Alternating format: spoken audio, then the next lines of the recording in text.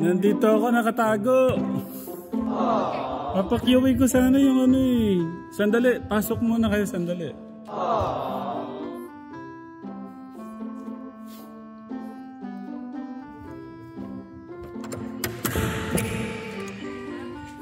Ang galing naman. Yes. Alam mo ba? Amazing. Wait lang, sandali. Dito, i-stand ko lang. Upo tayo dito. Krista, dito ka. Dito tayo, Kalisa. Kain po rin. Ay, ka dito. Oh. Dito. Nakakatuwa si Ate Crystal. Krista, dito ka mo po. Ano naman, tingnan mo naman. Dito ka, Crystal. Sibi mo si Ate Crystal. May ano na, may business na. Ka dito ka. Oo. May business na si Ate Crystal. At ka dito. Yan, ganyan lang. Ako naman ganito lang ako. Saan ganun talaga ako ngayong araw. Okay na, patikin muna. Ipakita mo yung ano. Saan? Dali mo yung ano. Crystal, kunin mo yung pink. Papakita natin yung laman ng pera. Kaya ako na. Patingin nga, Ate Crystal. Oh, pero hindi, tapos na nga. Ubus ka agad yung akin dahil nasarapan ako. Uy, dala-dala niya yung ano niya. Oo, dito ka, dito. Dito mo po. Parang kilala ko yan. Oo, tingnan mo naman. Oh. Papakita sa'yo kung anong laman yan. Akin na para di mo ano. Dapat gawa kayo ng masarap siya. Dapat may special pa, yung langka. Nag-suggest si Decoren, lugaw daw. At saka toge. Kasi sabi ko, sa harap ng bahay. So yun ang sinabi na lugaw. Mas okay daw yung lugaw. Tingnan mo yung kumakain si Decoren. Masarap ang kapatid na? Masarap na kami. Ay, naubos. Ako pa ang nagluto, kaya nakatikim. Narinig mo yun? Siya ay nagluto, hindi natikman. Ganun talaga. Lapit ka. Lapit ka. Pasok ka. Yan. Anong rate? 1 to 10? 10. Wow. Pero gusto ko yung meron pang level up. May langka siya. Kahit dagdagan mo yung price, ano naman eh, okay naman kasi may langka, special siya. Bigyan mo na lang ka. Wait lang, ako talaga ay nalulungkot, pero masaya. Malungkot ako dahil nga yung pag-aaral ni Ate Crystal na hinto. Ano ba talagang plano? Ayaw na? Ayaw Diba na. sa susunod, pag-iisipan niya. Hindi. Pero ngayon business muna. Sabihin mo, Crystal, kung bakit reason. Bakit pinili mo na lang na ito, yung small business mo. Hindi, tsaka ano naman Ate Crystal, sabihin ko sa iyo maraming mga tao, maraming negosyante na hindi nakatapos pero very successful. Marami ding hindi nakatapos pero pinagbutihan nila, pinagsikapan nila, mapaganda yung hanap buhay nila. Oo, pwede. Madami din yung masenso kahit di nakatapos. Yun nga din sinabi ko sa kanya. Ang kagandahan lang kay Ate Crystal, baka ito yung way ni Ate Lisa para mabasag ni Ate Crystal yung masyado yung pagkamahiya sa tao. Hindi na nga nahiya eh. Nag-iipagtawanan na nga yan eh. Na Ate Crystal. Sige nga Ate Crystal, bentahan mo yung mga natin, mga katekram natin. Mga katekram, bili po kayo ng tour. Sige nga, ipakita mo yung turo namin sa'yo. Hindi po kayo magsisisi. Mga katekram. Napakasarap po ng luto kong turon. Yung ice candy mo din.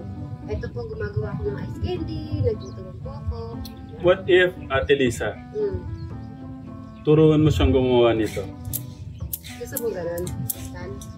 Yun yung mga sinusuot nila, tekram, yung mga binibenta nila. Tapos bentahan mo yung mga nagmamahal sa inyo. Alam ko maraming bibili. Ate Lisa, iano mo siya. Ituruan mo siya sa ganito. Online. Pwede niyong iano. Ano ko lang din, Ate Crystal. Pwede ito, yung paggawa ng beads. Tapos kung may mga tao kasi medyo may kayang makabili ng may ginto, pwede mo samahan ng may ginto, yung ganon, yung money ball. Try mo din, Ate Crystal, para kumikita ka na dyan, kumikita ka pa sa mga ibang paninda mo. Ha? para mas marami yung maipon mong pera. Pero walang ano dyan, maganda na yung kita dyan, alam ko eh. Pwede kang kumita ng 200 to 300 sa ganyan eh. Pero kung mas marami yan, pwedeng 1,000, pwedeng 2,000, depende sa ano bibenta mo. Tindahan natin yung buong barangay. Pero Ate Cristal, ang gusto ko lang... Ano sabi ni Ate Cristal? Napagod yung madami. Okay lang, ganun talaga. Kukuha ka na ng mga ano mo nun. Yung mga... Taga-benta. Oo, taga-benta. Assistant. Ikaw ay tagaluto ka lang. Tigaturo ka na lang. Hindi siya tagaluto, tagabantay na lang siya ng tagaluto. Tigaturo na lang siya. Ikaw na yung teacher nun. Social, di ba? Ate Cristal, bakit mo gusto yan magnegosyo? Gusto ko lang itanong. Sana yung sa tama yan. Yun? Napakagandang sagot. Alam ko, Ate Lisa, pero ganun pa man Ate Lisa, no? Ganito. Gusto kong magpasalamat sa iyo kung ano yung narating ni Ate Cristal ngayon. Kasi kung di dahil sa iyo, hindi naman, sa tingin ko hindi kaya pang harapin ni Ate Cristal yung ganitong mga bagay. Pero maraming salamat. Pero alam ko maraming matutuwa kung ano yung narating ni Ate Cristal, yung mga napamahal sa inyo Ate Cristal. Kaya sobra akong napaproud sa iyo, Ate. No? Ate Cristal, sobra akong proud sa iyo. No? Kaya love na love kita eh. Pag Ate Cristal, pag kumikita ka ba, sinisipag ka? Siyempre. Lalo kang nagiging agresibo? Hindi. Ha? Yung parang mas lalong sumisipag. Sumisipag. Oo. Magkano na ba yung ano mo niya? Yun yung gusto namin malaman mo. Okay, pakita mo. Open mo. Bukod-bukod? Hindi. Ang ganda nung nakita ko nga ito mas... Ang ganda ang ganda palang tignan sa personal. Grabe. Ang Yan na dami yung na, ikwento mo kung saan galing to. Bili mo. Ng mga lahat ng pera. Sige. Sa ice candy. Pati yung... Candy. Pwede bang... Hindi dapat dyan, Ate Cristal. Dapat dyan, meron kang listahan dyan, nakalagay dyan. Kung magkano to, kumari 800 doon sa ice candy, 500 doon sa turon, 300 doon sa ibang ano. Kasi, Pero dala mo pa yung notebook? Kung saan yung success. hindi, paano kung merong mangupit dyan? Malay niya ba dyan kung... Hindi, nag-ilang siya pera. Ah, Pakita mo yung bilang ng pera mo kaninang umaga bago tayo nagtinda. Sige, isara mo muna. Meron siyang nakasulat dyan. Ayan. Yan ang pera niya kanina. ito yung pera niya. Ito yung puhunan. Yun na yung benta niya. Ang puhunan lang siya siguro, nasa... 1,494 eh. Magkano yung puhunan mo dyan, Ate Ate Cristal? Yan, yung 500 na yan. May 1,000 na siyang kinita. Oh. Plus, Okay. ngayon, ito ang kinita niya sa turon. Pakita mo, yung inano ni Tech Foreign. Magkano binayad ba nito? 2,000. What? 1,000? Pakita mo. Ganon? 2,000? Oo. Pakita mo sa kanila yung 2,000. Ganun mo. Yan. Ito binayad ni Kuya Foren. Sa turon. Sino pa naman hindi makakabayad ng doble? Kung tinutulungan yung sarili, di ba? Bukas magtitinda na ako ng turon doon. Kaya sabi niya, nandito daw kayo. Kaya bilis-bilis kaming pumunta dito. At Cristal, pwede ba nga tayo sa punan? Para sa kinabukasan niya to. Ikaw mo natin. So, isusulat mo dito, Cristal, yan 2,000. Plus mo dito, 2,000. nasa ng ballpen mo. Alam ba ni Ate Cristal? Ay, iwan ko na kayo. Ay, sige, Ganun muna sorry ako. Kuya Lito. Thank you Kuya Lito. So, meaning ang pera mo na ngayon sa kahat, magkano total? Magkano na yan? Malakas. Magkano? Ayun. So, meaning ang pera mo dito sa kaha ay 3,494. Ngayon, ang kaninang gastos ay 300 lang. 300. Nakikita siyang 1,700. 1,700? Ngayon, Ate Cristal, baka pagka yumaman ka, makalimutan mo kami. Okay. Sa tingin mo, hanggang kailan mo nakikita yung sarili mo sa pagbebenta ng ganyan? Sa tingin mo, kaya mong gawin yan ng matagalan? Gusto ko makikita. No. Hindi, kikita ka. Wala naman nalulugi sa ganyan eh. Yung mga merienda. Kikita yung mga ganyan. Ako nga Ate Krista, gusto kong kwento to sa'yo. Ate Liz, alam ko to. Minsan magkasama tayo, di ba? Nagbebenta ako ng fishball. Pagka piyesta dyan, di ba? Piyesta dyan, nagbebenta ako ng fishball, kikiam, palamig, mga hornick, mga ganun, mga mani na nakasashay lang. Alam namin yung mais. Piniripak natin. Piniripak natin. Tsaka yung butong pakwan. Kumikita ko nun mga 600, 800 a day. May ice candy rin tayo at ice yellow. Nang may tindahan tayo. Mga ganun. Yun yung basta masipag ka lang. Basta masipag ka, kikita ka. Isang sikreto na gusto mong tumagal yung hanap buhay mong ganyan. Lagi lang masarap at laging malinis. Yun, tatagal ka dun. Hahanap-hanapin ka pa ng mga bayan. Alam ni Crystal yung malinis. Ikwento mo sa kanya.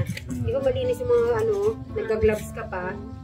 Ito mo kay Kuya Tekram mo. Hindi man nakikita ng buyer yan. Pero kung nakikita ng ating Diyos yung gusto mong save yung mga nakakabili sa'yo, tatami yung customer mo.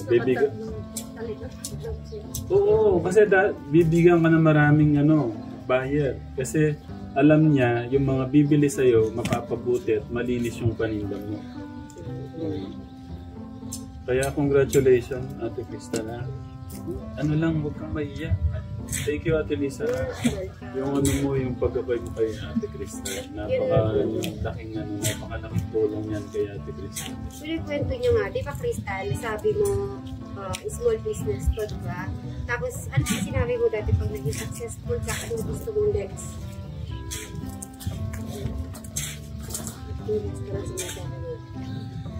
Tama ba? Gusto niya magkaroon ng restaurant. Pag naging successful sa kanyang business. Gusto niya ang restaurant. Matuto siya magluto. Kasi yun naman talaga yung inano niya, nag-aaral siya yung HRM para yun sana talaga yung pinasok niya. Kaya lang medyo may something kasi na hindi naman pwedeng sabihin. Kaya nag-stop siya. Gusto ko lang malaman mo, Ate Krista, baka kasi nakalimutan niya. Di ba nga pinagtabi kitang pera na? Pwede mong gamitin yan. Sa magiging restaurant mo. Meron ka palang Si yan? 100,000 sa kanya. Yan, Kuya Enrico, 100,000. Si Alex, 100,000. Di ba? Yung kay Alex, binigay ko na. Tapos yung kay Kuya Jano, sabi ko nga sa kanya kung kailangan niya, sabihan niya ako para papantagdag. Tsaka na lang daw.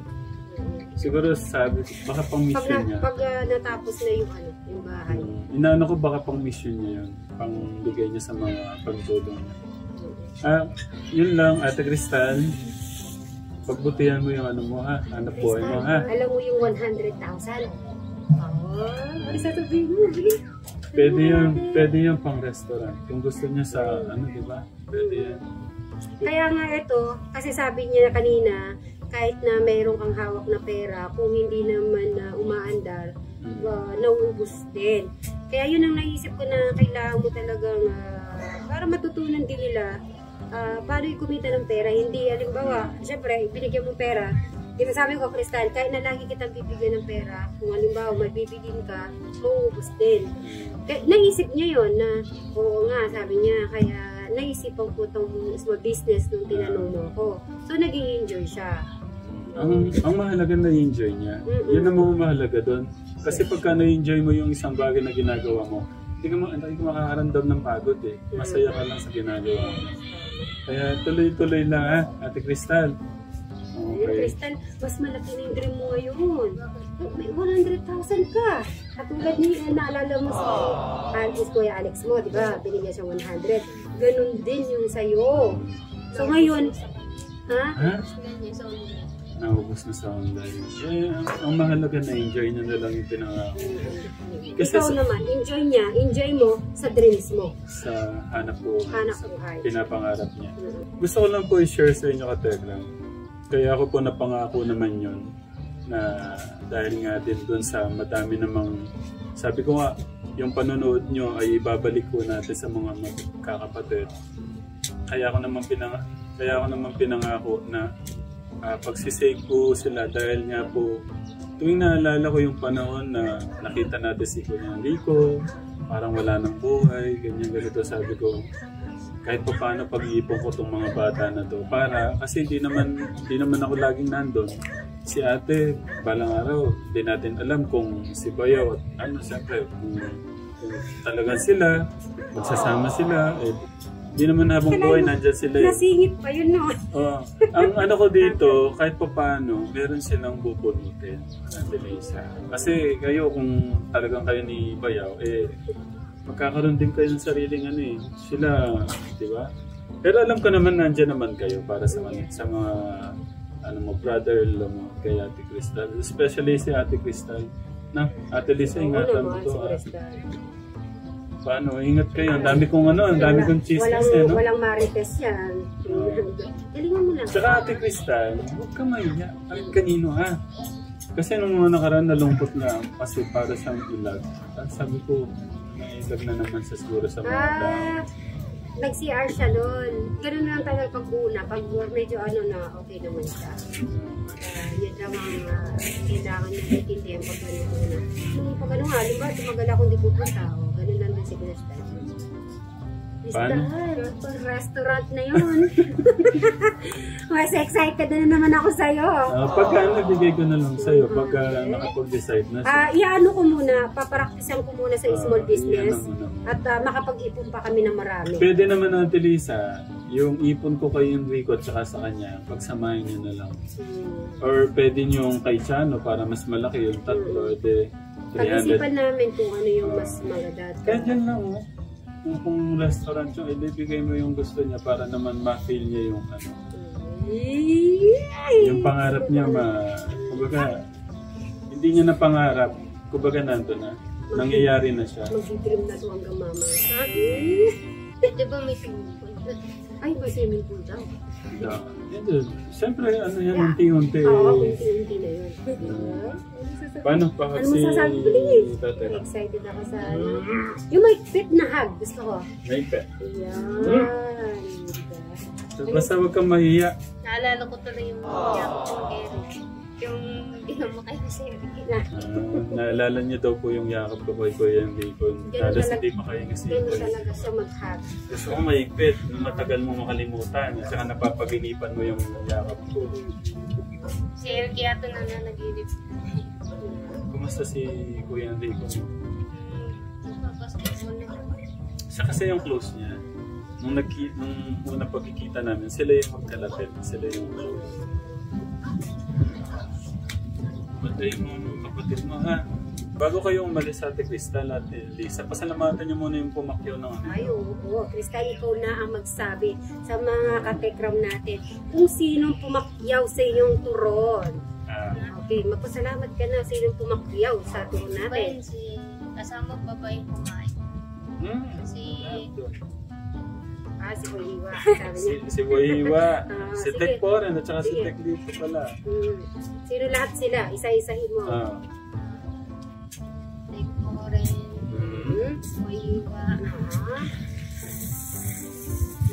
Isa pa. Baka magselos yan. Ayun. Si tatay lang.